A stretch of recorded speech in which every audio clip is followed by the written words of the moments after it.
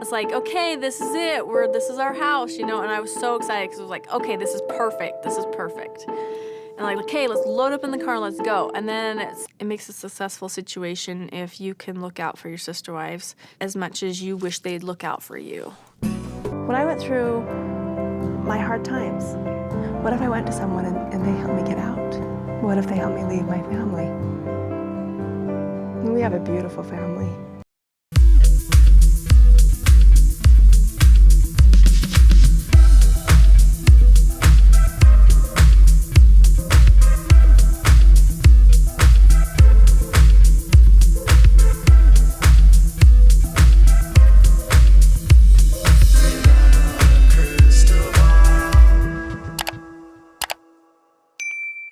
Hey everyone, it's Katie. It's Friday, it's March 4th. This is going to be the 5th time I try to start this film, to film this video. You know, you don't even have to know that, but I'm gonna tell you that because why not? Okay, I have been holding on to this information for a week, and I don't know why I didn't make a video about this last week or earlier this week, because you know why I didn't make it? Because I've been stuck on a story that I'm working so hard on about a group in California, 7M.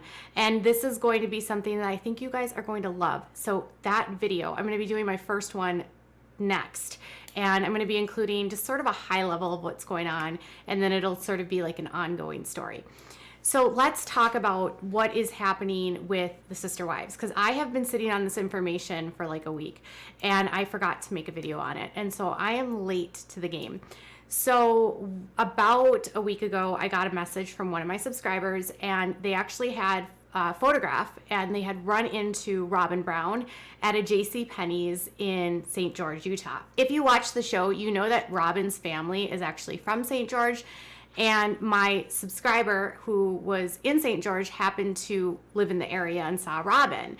So I just want to give a humongous shout out to all of my subscribers, followers on all the different platforms that send information and provide tips. It makes my job so much easier. So when she saw Robyn at JCPenney's, she specifically said to me that Robyn looked really upset, like wasn't very solemn and very just like not raw. I don't know. Like people, when I talk to people that know the sister wives that live in Flagstaff, they say that Robyn is just sort of like more reserved and not super friendly. But this person made it specifically known that like she looked upset. So, and she was buying dress shoes for men and she wasn't with anyone but herself. So there was a few things that kind of made her like, oh, something must be going on with Robyn. She must be upset. And I was like, well, maybe she's just like doesn't want to say anything, maybe not. But then come to find out she's actually in St. George because her father passed away. So Robyn, who grew up in polygamy, her father, who actually appeared on the show, he on February 22nd, he went to his heavenly father.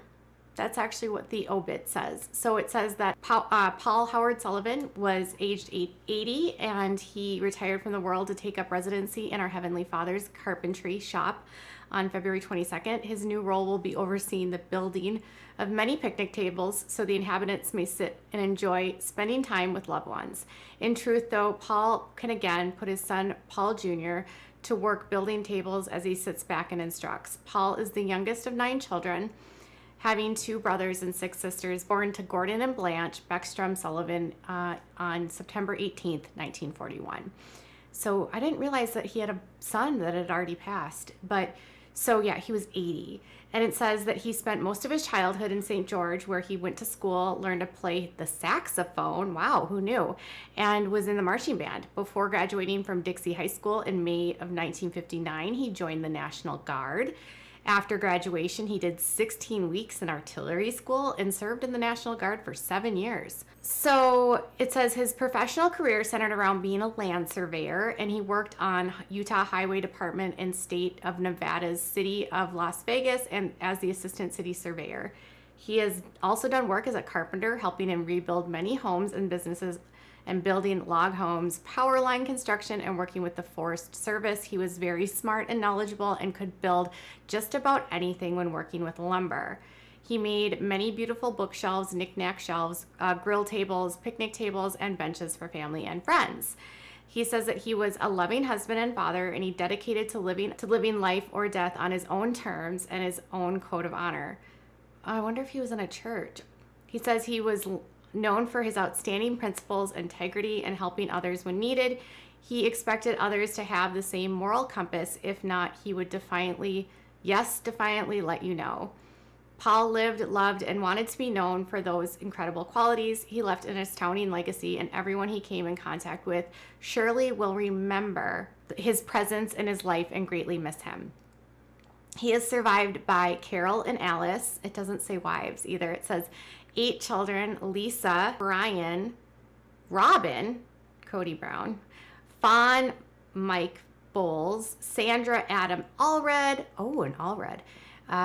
and Andrew, Jenny Sullivan, Sarah, and Tara-Lise Sullivan, and his sister Margaret. He has 33 grandchildren, and it lists all of the grandchildren.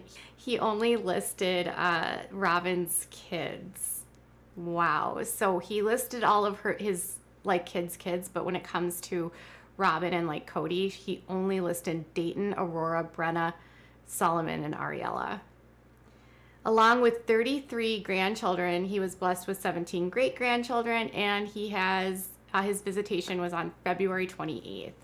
So Robyn, because of her solemn, how she looked so sad, was because she was preparing to say goodbye to her father's final resting place. So I don't know how obituaries are generally done for polygamists. I guess if you have children that are polygamists, you would have if you literally included all the grandchildren, you would be including tons, and perhaps maybe they're just going off blood. But I remember specifically when Janelle's mom passed away, they talked about how Janelle's mom was everyone's grandma. Even though she wasn't everyone's grandma, she treated all of the kids the same, which I guess I remember Mary mentioning was really unique. Not all grandmas and grandpas are like that. And so maybe this is what is the more traditional side of things, where it's okay, Robyn's kids are my grandkids. The rest of the kids are just whoever's. Sad. But anyways, I mean, technically, biologically, they are only those grandchildren. So, but it is interesting that he doesn't list them as wives. He just says he's survived by Carol and Alice. Robyn was looking solemn, and she said goodbye to her father. She was alone. I don't know if Cody actually made it. When I shared the photograph, the only thing that people kept talking about with the masks was that she wasn't wearing a mask. And I was like, well, the stuff that happened on Sister Wives was a million years ago, right? So, I mean, not everyone wears masks, and not many states don't have mandates anymore. So Robyn being alone, being solemn, obviously we know why now. I don't know if any of the Sister Wives actually went to visit. It's interesting because no one said anything. I remember when Janelle's mom passed and when Mary's mom passed, multiple Sister Wives actually said something about that. And they made posts on their social media. I know specifically when Janelle's mom did, it was very wide on social media. And I also remember Janelle and Christine mentioning the passing of Mary's mom. So it's kind of shows you where things are at right now, when there wasn't any news publicly by the family about the passing of her dad. I'm not totally sure how close she is still. I know she's close to her mom. I don't know what her relationship was like with her dad, to be honest. I know that she was very called to be a polygamist because of the way that she grew up in polygamy. So Robyn's sad news was that her father passes away, and this is actually the third parent in a year and a half that they've lost. That's a lot. There are still, obviously, many still alive. I'm sure it's so hard to have to deal with this. And then she has all the chaos that's happening in the family and the disruption and all of that. You know, you can feel however you want about Robyn, but this is sad, and I feel sad for anyone that loses a parent. That's not easy, and she has a lot of emotional turmoil going on in her life, so my heart goes out to her. I know some of you are just like always not gonna love Robyn, but I will always like, I'm sorry, Robyn. I know she doesn't watch me, but I'm sorry, Robyn. So that's what I have for now, is that Robyn's father has passed away, and so we are kind of, I don't even know what's going to happen with the next season of Sister Wives. I don't know when it's going to air. Cooking with Christine did debut, and I'm going to talk about that hopefully coming up soon. So if you haven't checked out Christine's new show, make sure that you do, and make sure that you follow and support the various women on social media. Robyn does not have a social media presence, so we don't get to see anything that happens with Robyn off camera, or off the show online anymore. So condolences to the Sullivan family and the Brown family and the grandchildren for their loss. That's all I have for right now. Bye, guys.